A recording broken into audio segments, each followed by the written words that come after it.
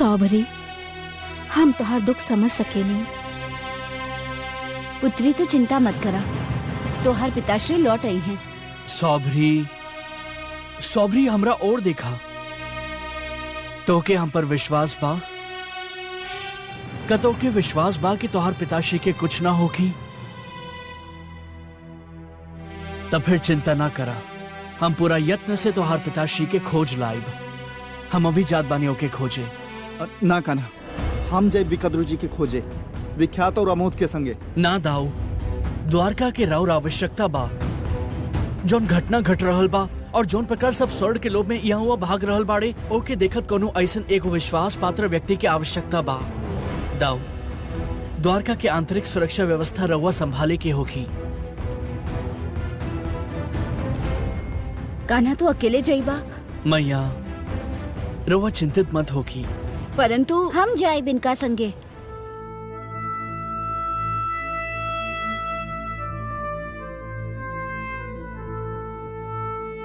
परंतु तू रवा का लागत बा कि हम एगो अच्छा योद्धा नहीं खी? ता हम दोनों ही एक खोज खातिर जा रहल बानी। ठीक बा, एक से भला दू। परंतु का राजा सत्यजीत जी चिंतित तो ना होखी है ना? अपितु पिताश्री प्रसन्न होखी हैं।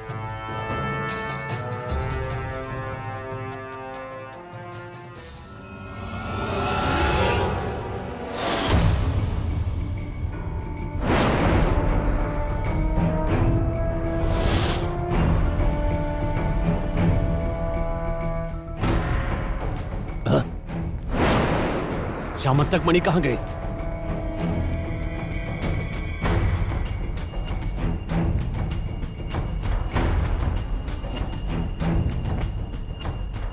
कहाँ मर गए सब संतरी?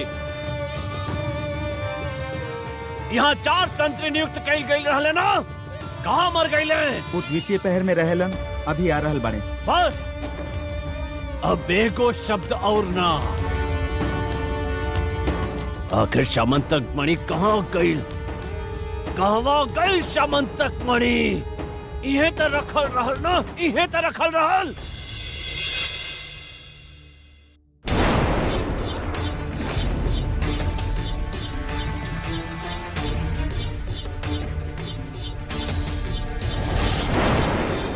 ई पंख एकर अर्थ बा कि वो यहाँ आयल रहल, कृष्ण यहाँ आयल रहल। नियत में खोज पाओ कर हमार मुंह का देख रहा बड़ा ढूंढा ही मोर पंख वाला के। अब तो मूर्ख लोग के भी बतावे के पड़ी कि कृष्ण के बा।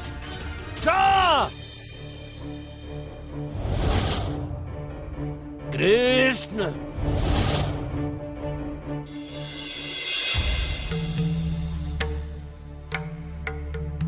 ताऊ रउआ के कुछ बता के ही ना गईले ना, बाकी हमके ज्ञात बाकी वस्तु की आपूर्ति करे वाला व्यापारियन के नाम से बहुत अशांत रहले। अशांत होके से घर छोड़ के जाए के का संबंध?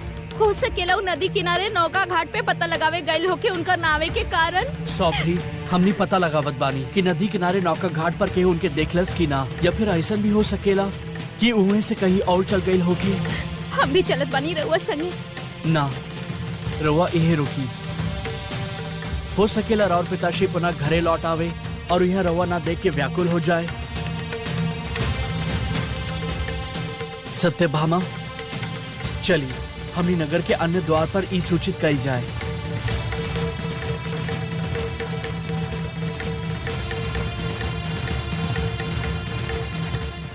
तो तू दोनों के कान्हा के संदेश मिल गिल बा। यदि विकद्रू जी के कोनो भी सूचना मिले तो सौभरी तक पहुंचावल जाए और एगो गुप्तचर के द्वारा वन में कान्हा जहां कहीं भी होके ओके सूचित कल जाए। जी दाऊ। तब जा, वो नगर के द्वार के सुरक्षा तू दोनों के देख रेख में बा। वहाँ के द्वारपाल और संतरी तुहार सहायक होखी हैं। पूर्ण निष्ठा से कार्य कर और करवाव। हम शेष द्वार के व्यवस्था के देख के लौटब। अब सुना, हम तोहर नायक बानी, स्मरण रहे। सेनापति के पुत्र सेनापति ही बनेला। का कहनी हम तोहके? रउआ कहनी सेनापति के पुत्र सेनापति ही बनेला। तू हमार सैनिक बाड़ा और हमार आज्ञा मानल तोहार कर्तव्य बा। कोनो संदेह? ना। तू द्वार के दाया वाला भाग संभाला और हम बाया वाला। कोनो संदेह? हाँ एगो बा, वो बीच वाला भाग के का कइल जाई? उहो तोहके देखे के बा। यदि कोनो त्रुटि भइल तो दंड खातिर तत्पर रहिया। का कहनी हम? दंड खातिर तत्पर रहिया। जा अपन कार्य संभाला।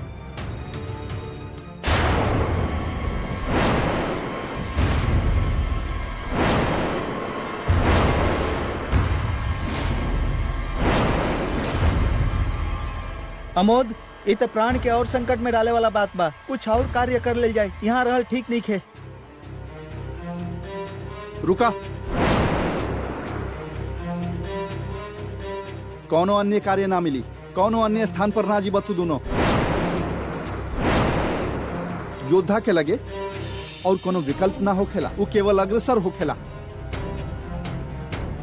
योद्धा कबो भी अपन पीठ ना दिखावेला। आज तू लोग के हुआ और के मृत्यु देखला और भयभीत हो गिल बड़ा। जब अपन संबंधी लोग के, अपन सगा लोग के देखबा, तब विख्यात अमोद निर्भीक रहा। वचन देत बड़ा। हमनी योद्धा बानी। दाऊ और कृष्ण हमनी के आदर्श बाड़े।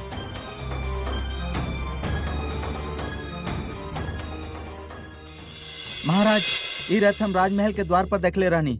श्री कृष्ण यही पर पधर ले रहले। तो ये बात निसंदेह कह रहल बाड़ा। जी महाराज, हमें के पहचाने में कोनो त्रुटि ना कर सके नी। एकर अर्थ ई बा कि हमार संदेह उचित बा। कृष्ण श्यामंतक मणि के चुरावे के पश्चात रात्रि में यहाँ प्रवेश कैलस। उहे बा चोर। ये निश्चित हो गई।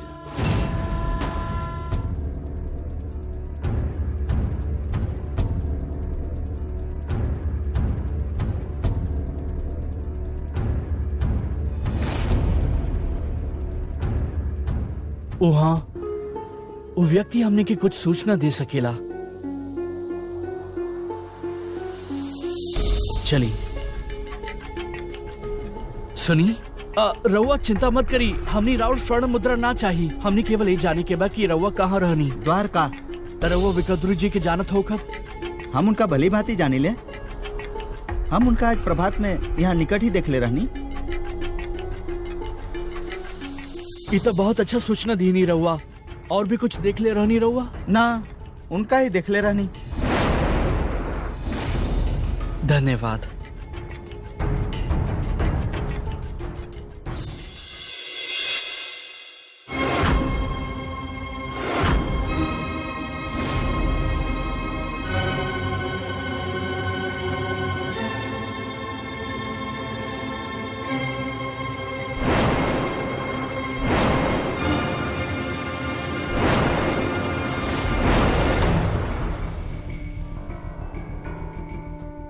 ई पग चिन्ह जोन भांति बनल बा,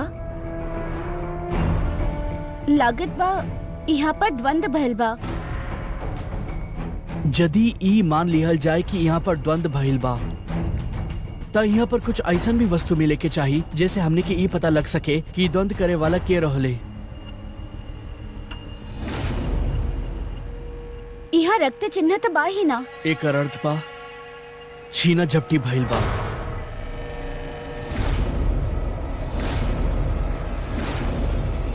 केहू के घसीटे के निशान बा। चली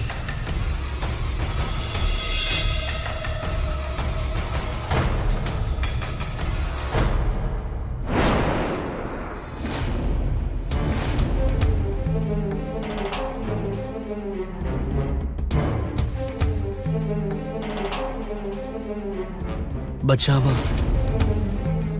एक अर्थ बा कि हमने के विचार सही रहल। अपहरण भइल बा। परंतु केकर?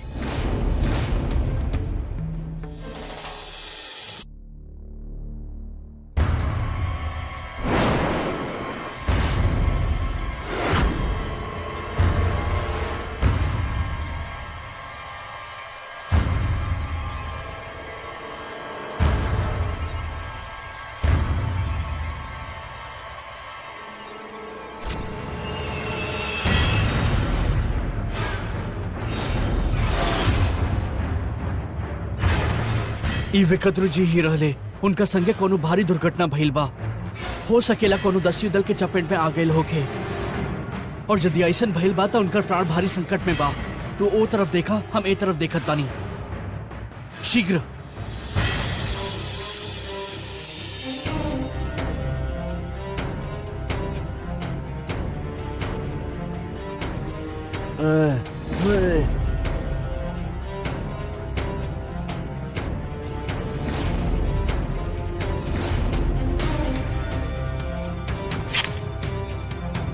यहीं रुका।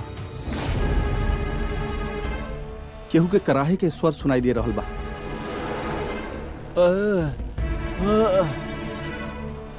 वहां नीचे वो गड्ढा से आ रहल बा स्वर।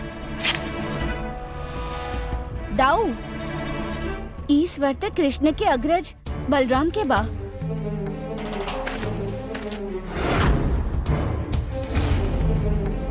ये बा वहां। हम कहानी के बा वहां। बाहर आवा।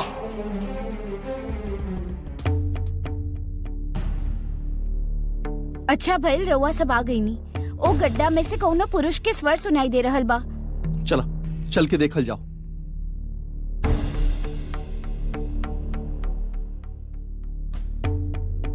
विख्यात अमोद गड्ढा में उतरा।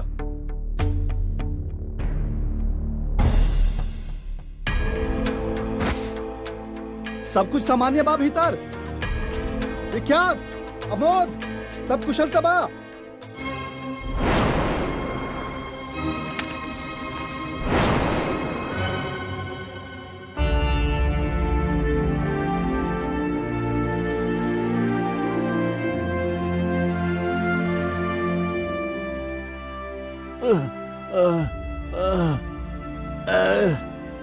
विकद्रु काका, रउआ वहाँ गड्ढा में कैसे पहुँच गई? रउआ कोनो चोट तो न लागल ना काका? ना, बस घुटना थोड़ा घूम गइल बा, थोड़ा मोचा गइल बा।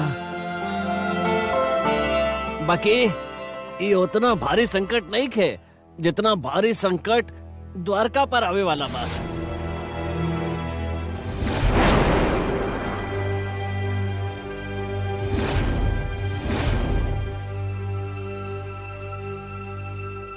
सब वस्तु इमें छोड़ दा और लौट जा।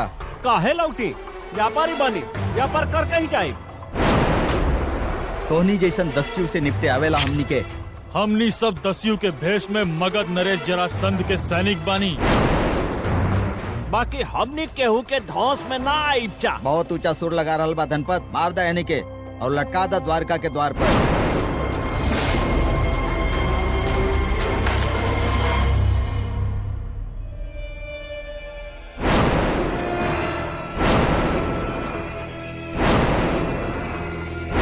ये बा हुआ वृक्ष के पीछे।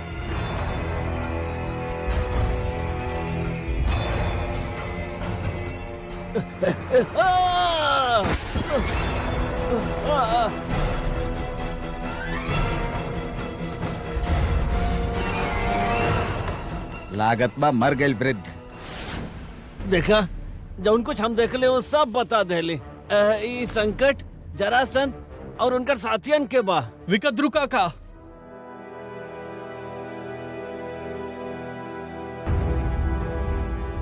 विकद्रु काका, ये सूचना देवे खातिर हमरा और बहुत बहुत आभारी बानी। परंतु अब रउआ द्वारका चली। रउआ चिकित्सा की आवश्यकता बा। पिताजी, पिताजी।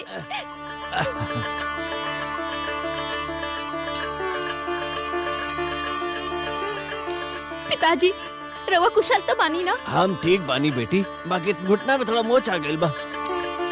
सौभरी, हम रउआ कहलो रहनी ना अपना घर पर रहे खातिर। रउआ स्वयं के वन के संकट में काहे डालनी? पिताजी के चिंता मन के इतना विचलित कर देलस कि घर में रहल चुभत रहल।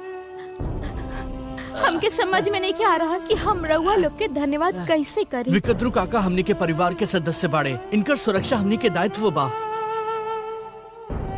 दाऊ, रउआ विकद्रु काका के सुरक्षित द्वारका पहुंचावे खातिर प्रबंध करी। तब तक हमनी जरासंध के सैनिक के खोजत बानी, ऐसे पहले कि वो कोनो बड़ा संकट उत्पन्न कर दे। राउर कहल उचित बा वासुदेव जी। कृष्ण के हम ही कहाँ बा राउर कृष्ण? कहाँ बा राउर सबके लाडला कृष्ण? यादव राजा सत्यजीत जी, रहुआ इतना उत्तेजित मत हो, शांति पूर्वक विराजी। ये विराजे के ना गर्जे के समय बा। कृष्ण के ही समय इस सभा में प्रस्तुत करी जाए।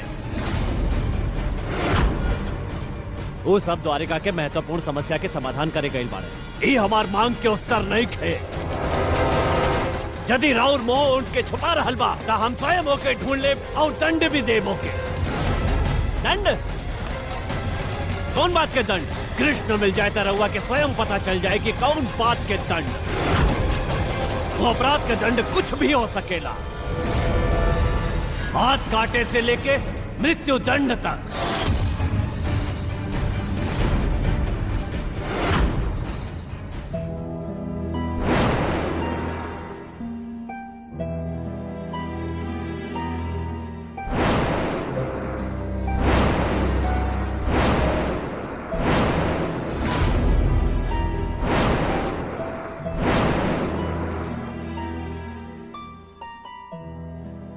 आज के शगुन तो बहुत ही अच्छा बा। चौघड़िया में जे तोता दिखे तो ओकर दिवस तो बहुत ही अच्छा जाला। भागा मत विख्यात, इस समय साहस के परिचय आवश्यक बा।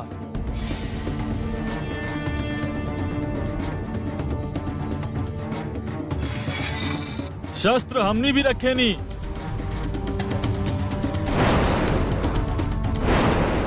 छोड़ा छोड़ा। तलवार नीचे फेंक दा, ना तो तोहनी के जोड़ीदार जीवित ना बची।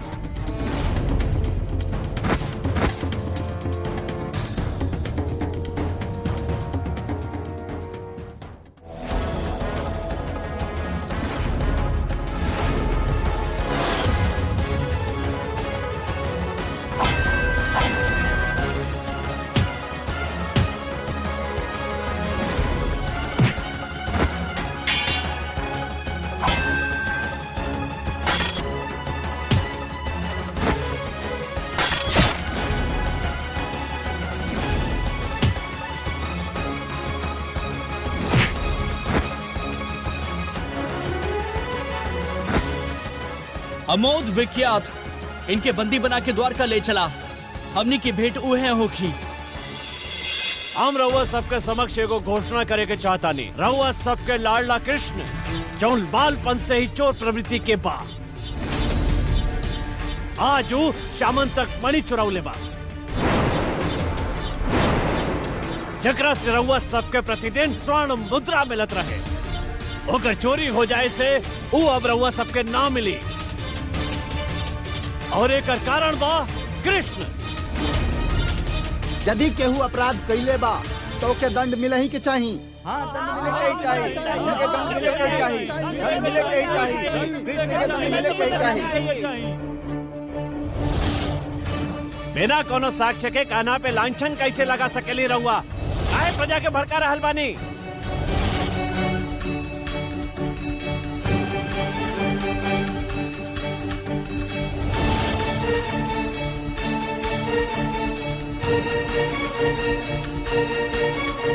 ल आ गई द्वारिका के सिर मोर, श्यामंतक मणि चोर। अब रउए लोग बताई, ई चोर के का दंड मिले के चाहिए?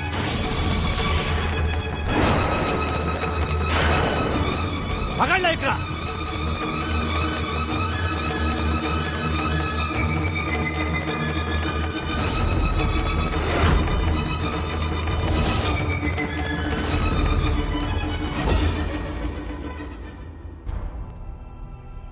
सत्य स्मरण रहे, कोनो झूठ तर्क वितर्क करे से सत्य ना बन सकेला, और ना तो कोनो सत्य यही से झूठ ना बन सकेला, काहे कि ओके केहू देख नहीं के रहल। सत्य अकाट्य बा, दोष ए पर आक्रमण कर सकेला, अज्ञानता एकर परिहास उड़ा सकेले, परंतु सत्यता सत्य ही रहेला।